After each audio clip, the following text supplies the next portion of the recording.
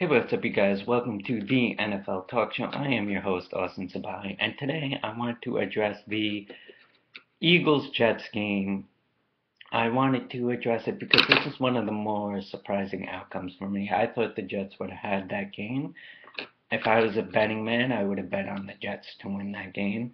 But I want to address what happened in that game and really what this game proved to me. the we all knew that the Eagles needed a running game to be successful, and not running the ball a lot. If the Eagles didn't run the ball a lot, then this team wouldn't be successful. And that was proven in the first 2 weeks, where Eli Manning had more rushes than their running backs did. Eli Manning did. I heard that stat and I just started laughing. The Eagles needed a guy to step up, and Ryan Matthews was that guy. He carried the ball 25 times for 108 yards. That's 4.3 yards a carry.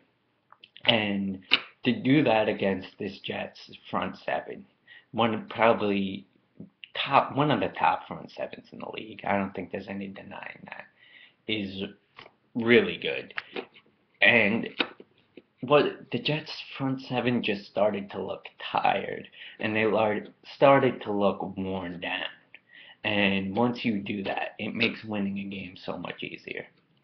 If one of the top things you have to do to beat the Jets is wear down this front seven, and they did it. Second thing, the the score the way it was, the Darren Sproles punt return for a touchdown, another thing that killed the Jets. That's something you cannot do.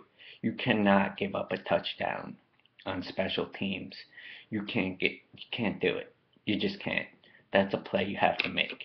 And in a 24-17 loss, that play gets magnified so much more, being they could have won that game if Darren Sproles doesn't run into the end zone on that drive. Sam Bradford. Let's talk about him for a little bit. He had himself a decent game. He went 14 for 28 for 118 yards and a touchdown. Very efficient game. Very, very efficient game. He completed 50% of his passes against, again, a very good secondary. I was very surprised when I got those numbers and I read those numbers that this Jets secondary gave up that many passing yards. Now, let's address Ryan Fitzpatrick. Ryan Fitzpatrick went 35 for 58 for 283 yards and 2 touchdowns. But where Ryan Fitzpatrick really hurt the Jets was throwing 3 interceptions. You cannot give the ball away and expect to win. You can't, especially one time, okay, you can get away with it. 2 times, okay, it's a problem. But 3 is unacceptable. You cannot give the ball away. Everything the Jets couldn't do, everything the Jets shouldn't do, they did. Now, I'm not worried about the Jets. If you're a Jets fan, I'm not worried. You're suspect to have a bad game. It happens. There's glaring mistakes in this.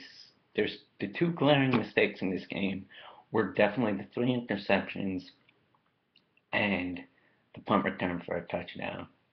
And where was the front seven in that game? Where to stop Ryan Matthews? Ryan Matthews had himself a day, and that to me was the most surprising thing. I had the Jets defense in on my fantasy football, and I'll do more fantasy football focus later, and they just killed me. Anybody else have the Jets defense? Leave a comment section below. If the Jets defense cost you your fantasy game, leave it in the comment section below. But Jets fans, don't worry. Sheldon Richardson's coming back, and that's definitely going to help. Sheldon Richardson is just a freak. And once he comes back, the Jets are going to be alright.